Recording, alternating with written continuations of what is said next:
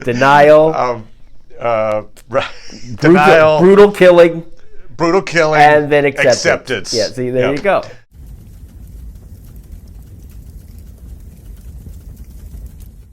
Hey, Litternet! It's Paul, it's Matt, the Dork Lords. We are here talking about Lovecraft Country, the Season 1 finale, Full Circle. We open this episode with our heroes returning to Chicago with the Book of Names in an attempt to save Dee. We end this episode with what I consider to be a very controversial scene of Dee brutally murdering a defenseless Christina. We'll talk about that. So that kind of frames our episode in what very well may be the series finale. Misha Green, showrunner, has said she's got a concept for season 2, but it has not been greenlit by HBO yet. So we might be looking at the last episode of Lovecraft Country. If so, Paul, what did you think about how they wrapped this up? In terms of how they were doing the story, I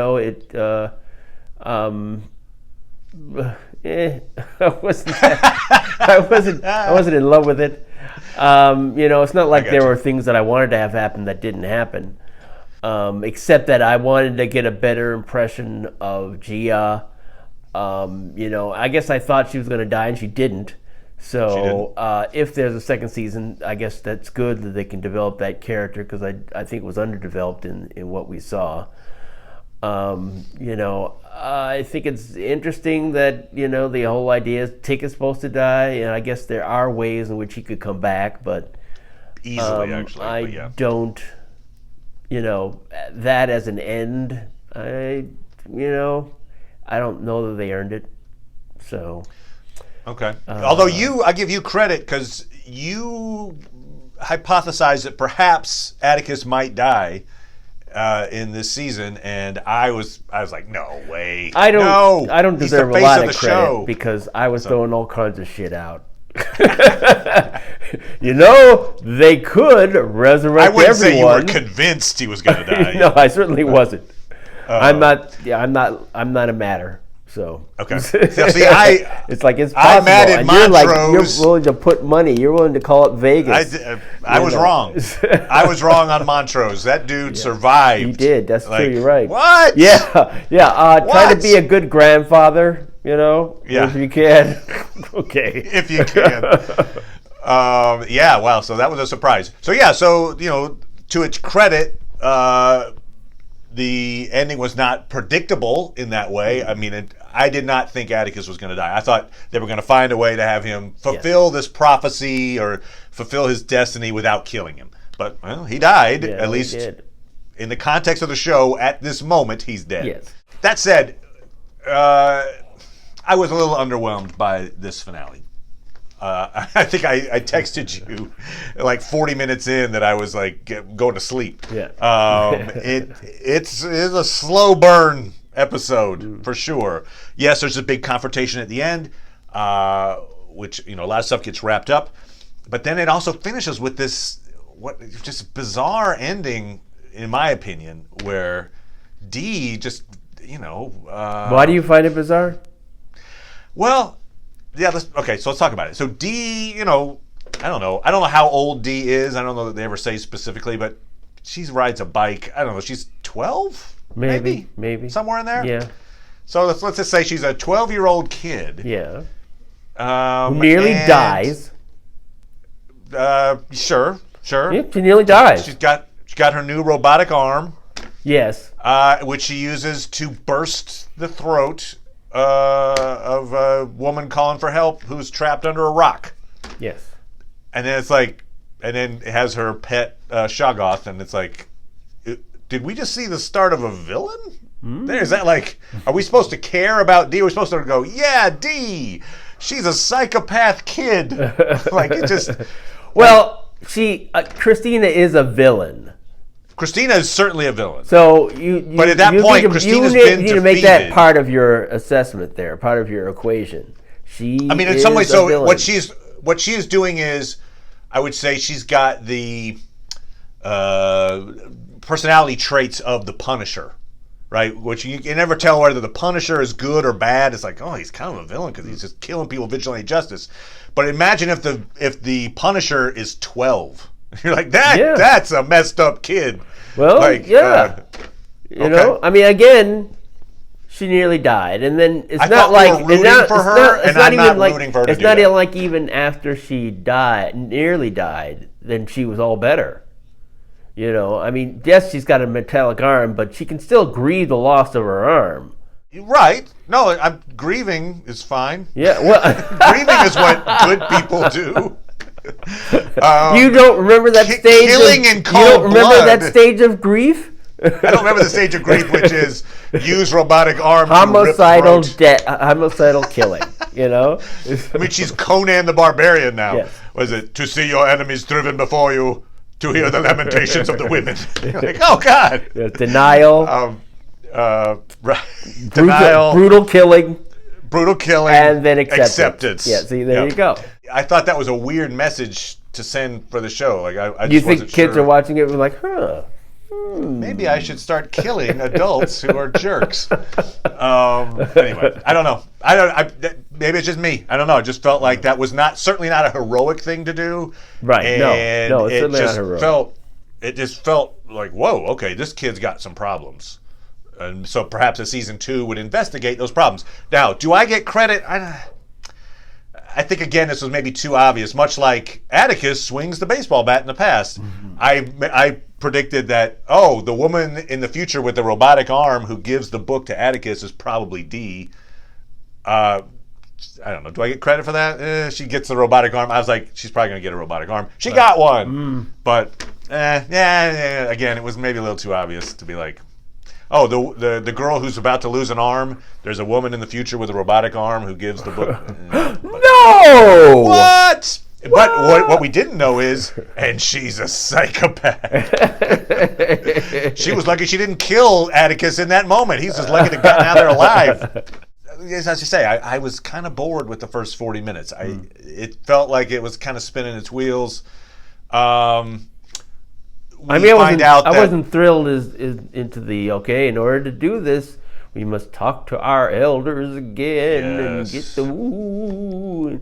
And so, both Letty and Tick had, their ancestors to speak to, Yes, so Tick talks to his mom, and Letty talks to Hattie, who was the woman that we saw die the previous episode in Tulsa.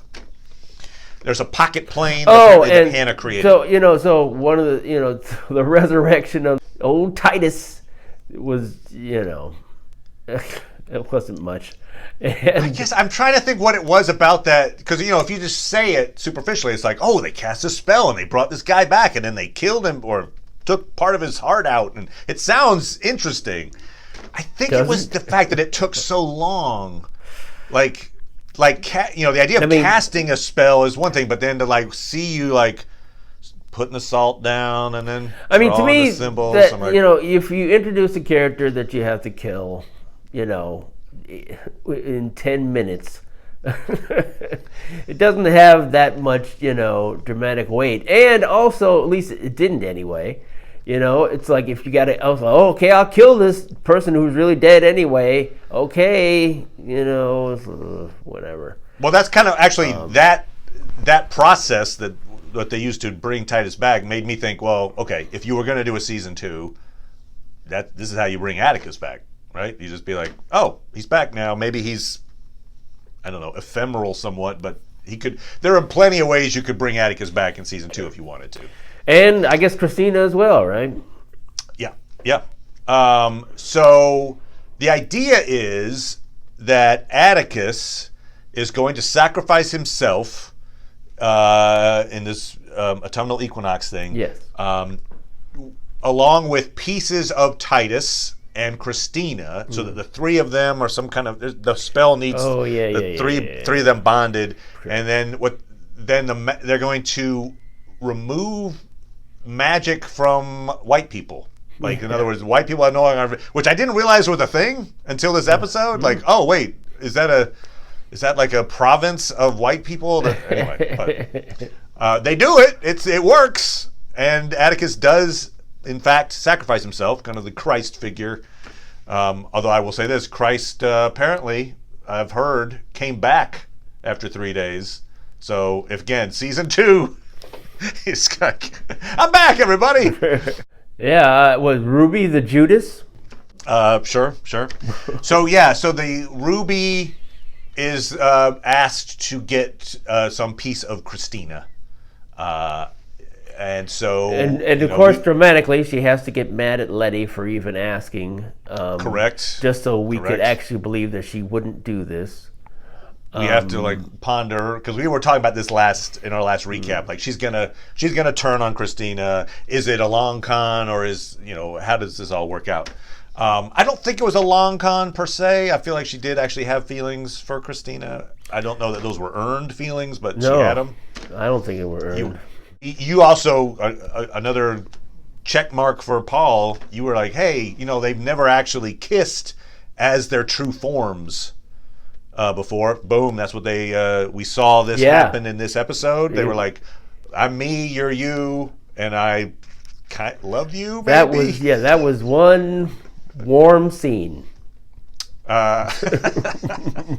Because what happens soon thereafter off screen is that Ruby's like, okay, now I'm gonna betray you and take this stuff to kill you off, and Christina's like, hey, you're doing that, let me kill you first. Yeah, you don't need to see that because it should be a surprise, Right, so she takes the form of Ruby, which, I mean, whatever. I don't want to get too into the weeds on it, but doesn't she have to keep those people alive in order to?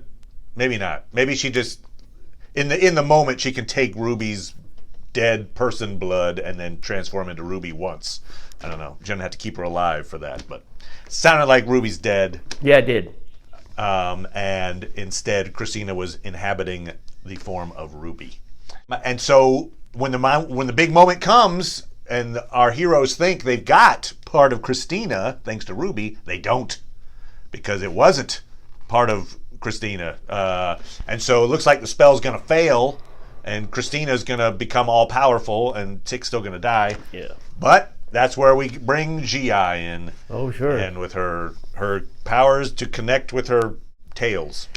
Yeah. So she connects next to two of them. She sees one of the things that she sees, which I guess I'm glad they showed it because I was confused and I had to watch this a second time to figure it out. Oh. In her visions, we see Atticus giving the Shoggoth to Dee.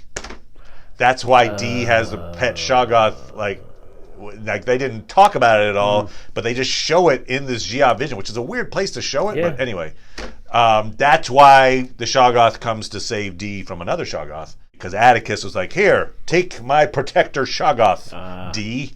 So Christina dies, Atticus dies, Ruby dies. Christina makes this offer at one point. She knows that they have the book of names. She's like, "Look, if you just give me the book, I'll just leave you guys alone." Atticus, I think rightly, is like, I don't really trust that. Yeah, no, I'll find another way. I'm sure it'll never come back to you guys. But he's like, no deal. And then as a response, as Christina leaves, she removes the protective spell from Letty that she gave her earlier. Yes. What was a little odd to me is, so she then kills Letty, throws her off a bridge, but then when she's doing her sacrificing of Atticus, when she gets Atticus's life force, somehow it kicks that spell back in. I don't know the logistics of it, but somehow the symbol's back and Letty is now back again. So that was odd to me. Maybe if you out there and know how Letty got the protective spell back, I was confused by that, put it that way. But she gets it back, so she's alive again. Try to kill Christina, but I'll give her credit. She's like committed. She's like, I know that there's theoretically seems like there's no way that this spell can work. I'm just gonna keep saying it. That's right. Just gonna keep going. I'm gonna keep going. And she's like, no, yes, I will keep saying it. Good luck with that. There comes Gia. There's Gia. Season had its ups and downs. I appreciated its creativity. It just, I don't know, it seemed inconsistent. There was something that wasn't quite clicking with this show, but Anyway, I'm glad we covered it, but I think it was time for it to end. I don't know.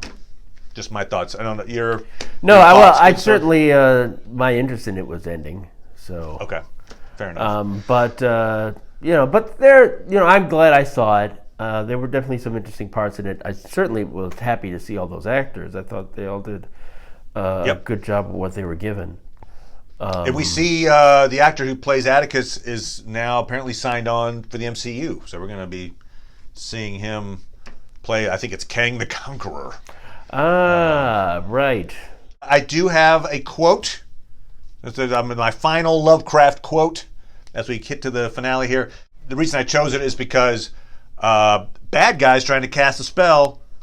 Good guy interrupts spell by casting a counter spell. Kills bad guy. Okay. Essentially. All right. Listen, bad guy is my children, and you shall hear of the. No, it's a different form. Oh, different one. So Dr. Willett is the good guy. Joseph Kerwin, bad guy. Okay. All right. At the very first word from Willett's mouth, the previously commenced formula of the patient stopped short. Unable to speak, the monster made wild motions with his arms until they too were arrested. When the awful name of Yog-Sothoth was uttered, the hideous change began. It was not merely a dissolution, but rather a transformation or recapitulation. And Willett shut his eyes, lest he faint before the rest of the incantation could be pronounced. But he did not faint, and that man of unholy centuries and forbidden secrets never troubled the world again. The madness out of time had subsided, and the case of Charles Dexter Ward was closed. Opening his eyes before staggering out of that room of horror, Dr. Willett saw, I like these facial expressions, Dr. Willett saw that what he had kept in memory had not been kept amiss. For like his accursed picture a year before, Joseph Kerwin now lay scattered on the floor as a thin coating of fine bluish-gray dust. Bum, bum, bum, bum. He turned him into dust, damn it. Dust him. Dust in the wind. He was Kansas. Much like the observatory that wasn't in Kansas. Oh, by the way, just to bring that back around, turns out it was a mistake. Misha Green copped to it. Was like, you guys are right. I was wrong. I think it should have been Kentucky all along. But it was mistakenly put in Kansas earlier. So there you go. There you go. Yeah. So Lovecraft Country, hits and misses. Yeah. Hits and misses. But yeah, I would say if we see a season 2, maybe even focuses more on D as maybe an adult now with a robotic arm. Maybe also D and Atticus and Letty's kid, George and D, heroes or psychopaths for season 2. Anyway, there you go. Lovecraft Country. Any final thoughts, good sir? No, I think I've said all that I want to say about that show. All right, so be it. Come on back. We're going to be talking about Discovery, Star Trek Discovery, and The Mandalorian is coming very soon. Very soon. So we'll talk about that. Yes, we will. Thanks, Paul, as always. You're welcome. And bye, everybody. Bye. Whoop.